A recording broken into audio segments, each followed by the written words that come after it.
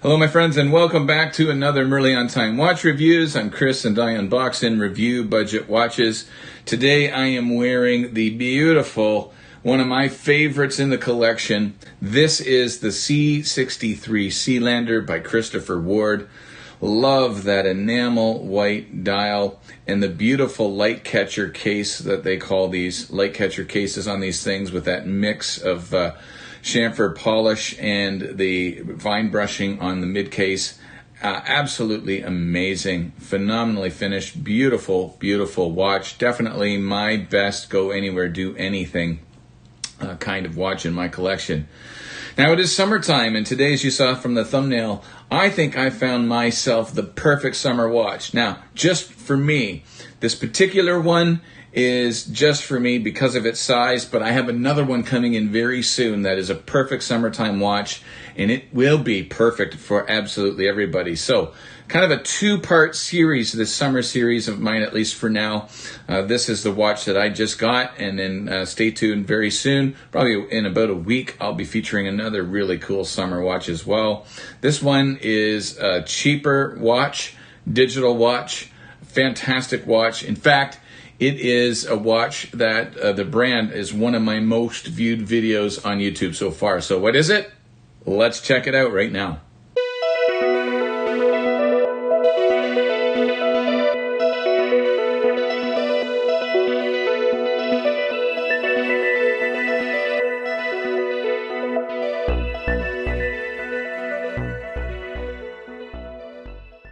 All right, friends, so the brand is Armitron. Now, my buddy Timmy, he loaned me a yellow Armitron that he had, and it's actually one of my most popular videos on the channel. You can check that out right there if you wish. But for me, this is a perfect summertime watch on a budget, and let me just show it to you right now. And oh my... Look at that. Love the eye-popping white color. This is actually the first white watch, white band and mostly white watch that I have in my collection. As you can see, it's a combination of analog digital, so you can have dual time on this if you want. And I absolutely love this watch. Now, I did mention this is going to be a two-part series, at least for now.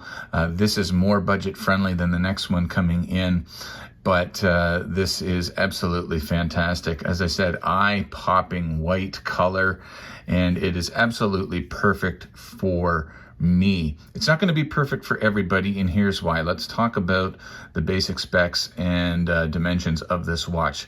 So the price, I paid about 45 USD for this watch. Now that price has gone up a little bit, but there are other options for even less. Black one, all black, you can get for, I believe, around 30 bucks USD. It is a whopper. It's a case of 54 millimeters, thickness of 19.5 millimeters.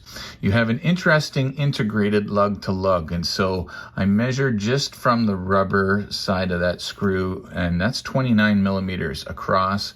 And if you jump underneath, you can see kind of the little plastic part where it joins onto is 15 millimeters. And so it's got an interesting integrated style. I don't really think you're going to be able to swap out bands for this one as a result of that, unless you get it directly from Armitron. And the lug to lug, I don't know if you saw it on the graphic I had earlier. I just measured basically from the hard plastic end to the hard plastic end at 63.5 millimeters. You have a rubber strap, you have a stainless steel buckle and tang, stainless steel screwed down case back. The watch itself is all acrylic, so you have plastic case and an acrylic crystal covering the glass. And so 100 meters of water resistance as well. Absolutely perfect for going to the beach. And I'm using it as a kind of a daily beater at work as well. And I absolutely love this thing. So let's get up close and personal with this watch and montage that I do for a lot of my watch videos. Music supplied by Adrian over at Somewhere in Time Watch Reviews. And then ahead of that, we will kind of talk about my likes and gripes about this watch. And yeah, let you know what I think of it. So here is the up close and personal.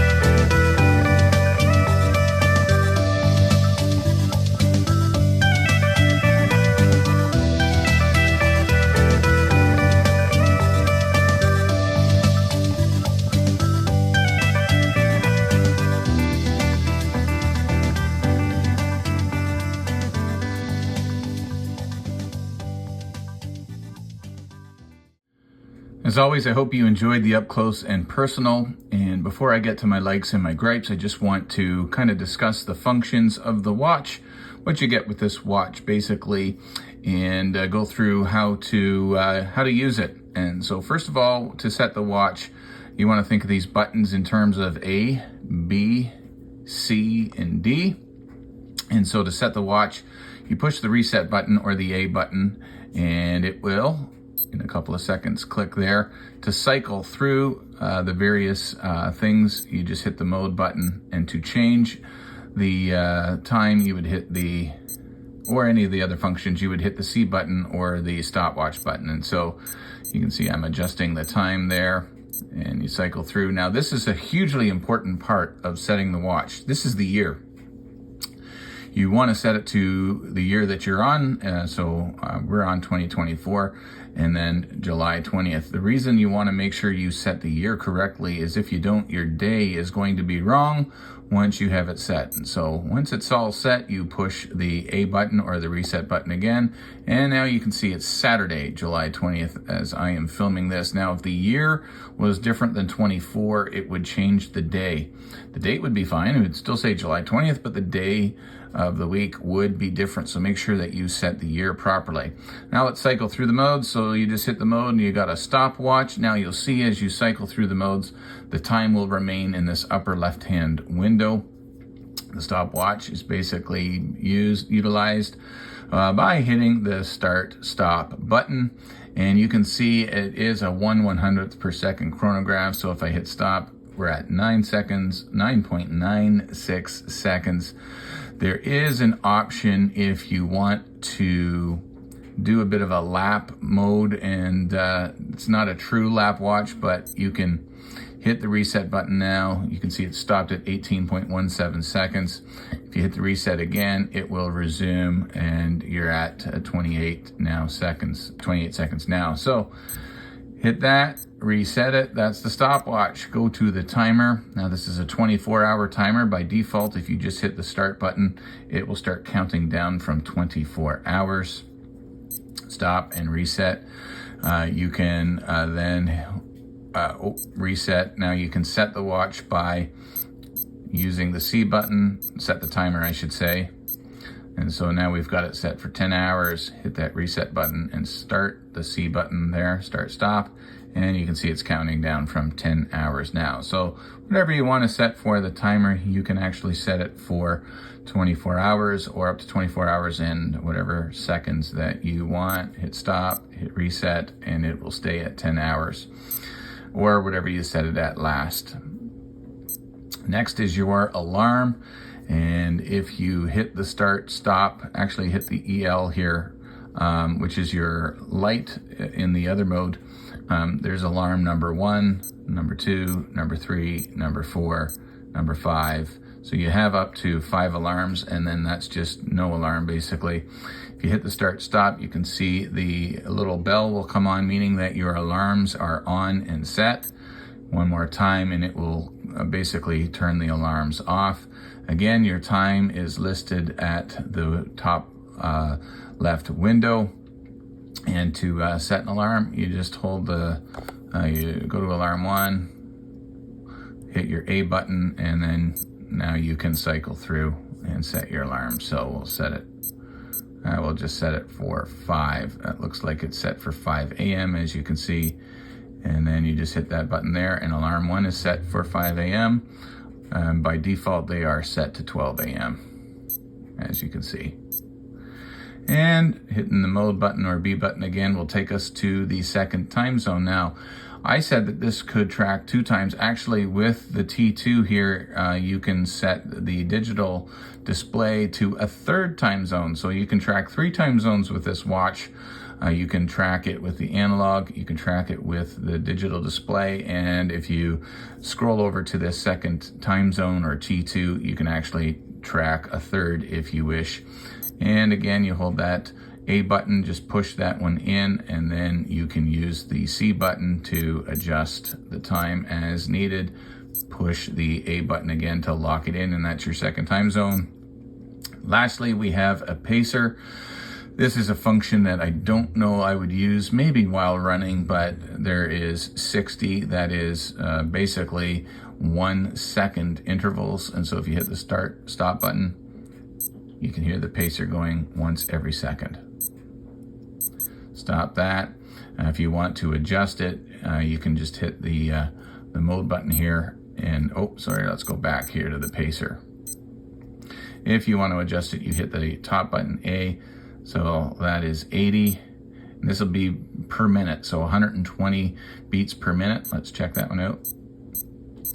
So basically, yeah, 2 every second. And you can do 160 beats per minute, 240 beats per minute, or 320. This would be pretty wild. Listen to this one. So obviously this pacer mode would be okay as a function if you were running to try and keep yourself going. And when you hit the mode button again, you can hear a different beep going back to the home screen. So listen to this. So you got your stopwatch, your timer, your alarm, your second time zone, your pacer, and then a higher beep will let you know you're back to home screen. There you go. And so that's how to use the watch.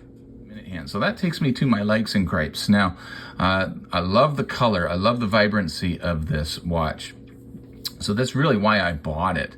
And just the vibrant white, just eye-popping color of this watch, that's my biggest like. And I do really dig this dial. I like the fact that everything is kind of dark on the inside, so it does draw your attention to the analog hour and minute hand right away. And besides that, there's all kinds of eye candy in this thing. The indices on every 5-minute mark, they look like they're applied. Obviously, they're just kind of cut from maybe a cricket machine like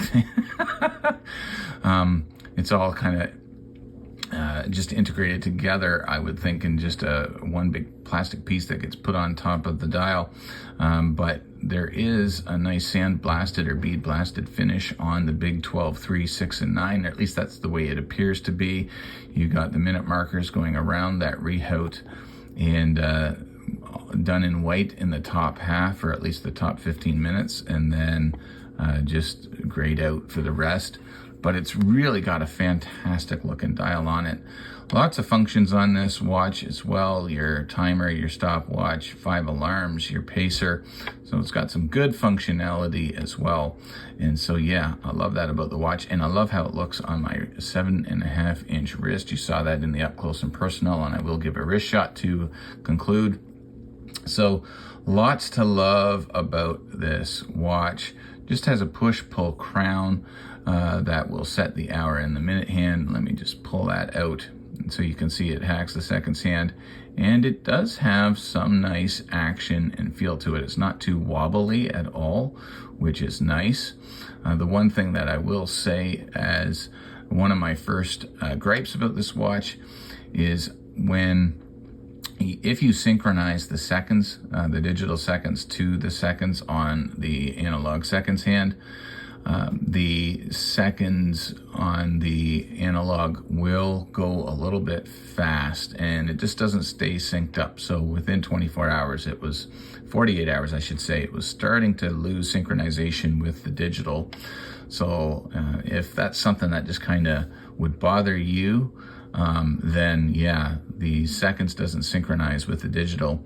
The seconds hand does hit all the marks though, so that's good. So that's kind of my gripe about this watch, is just the synchronization between the seconds and the analog seconds. The other gripe that I did notice is some discoloration. Now, you might not be able to notice it on camera here, but you can definitely notice it in natural light.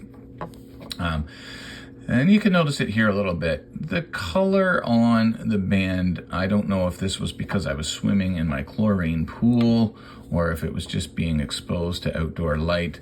You can see the keeper has got a bit of a different color on it than the band does, and then the band is gone slightly different. And again, I don't know if it was my chlorine pool or sunlight or whatever, but it's a different color of white than the white that is on the case itself. And I think you can notice that a little bit if I turn that up as well. So that's a bit of a bummer that the colors on the band and the case don't match. And I didn't notice right away when I purchased it if that was the case right out of the box, or if that was something that happened as a result of swimming in my chlorine pool, and a bit of exposure to sunlight might have changed the color on this band. But that's the only gripe that I can give about this watch. Now, obviously, many of you will gripe about the size of this watch, and rightly so. This is a watch for larger wrists. I have a 7.5-inch wrist, and honestly, I think this would be too big on a 7-inch wrist. 7.25 is the minimum size of wrist that you would want to have in order to wear this watch because of its size.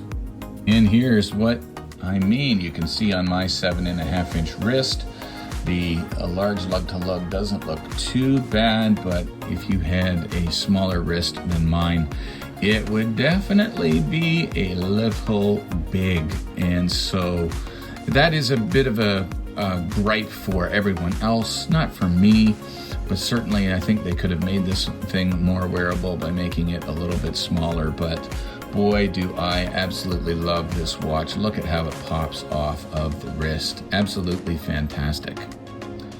So that'll do it for this one, guys. Thank you so much for watching. Be sure to like, comment, and subscribe. And remember, whenever you leave your house, you have to have a great looking piece to wear on your wrist, like this Armitron Annie Digi. Oh, what a beauty. And remember, wherever you're going, get there on time. God bless, guys. We'll see you in the next one.